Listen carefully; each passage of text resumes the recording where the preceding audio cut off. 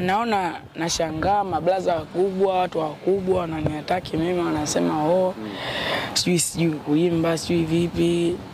Inakuwa ile picha nzuri ukiangalia na umri wangu.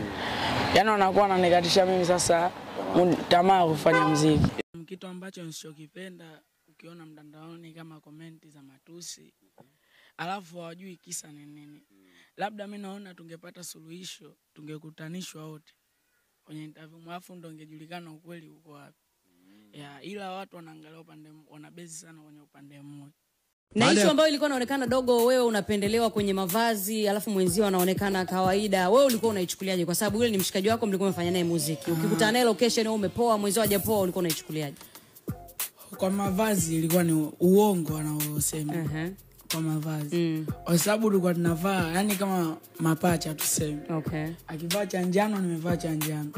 Akivaa chekundu nimevaa chekundu. Okay. Mbona kuna baadhi ya clip ilikuwa inaonekana wewe umepoa afu mwenzio amevaa na sendo, wewe mpiga raba t-shirt kinyamwezi afu mwenzio ampiga sendo kawaida? Ila ndugu yangu ule labda niongee hivi, ana shida. Shida gani? Ya ubishi.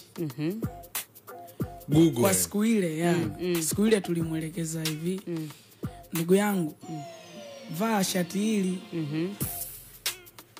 amekataa kabisa. Sitaki bwana, niacheni. Uwezo kumforce mtu kashakataa. Ukipata nafasi ya kukutana na Pattern sasa hivi unaweza kumwambia nini? Ukazungumza na nini kama mshikaji wako? Pattern. Story tu za kawaida. Au utaongelea tena hiyo ugomvi na nini? Utamwambia nini? Kwa mfano ingekuwa kumshauri. Kwa sababu mimi sina ugomvi naye. Okay. Kwa mfano ingekuwa kumshauri kwenye muziki wake, ungemwambia kitu gani?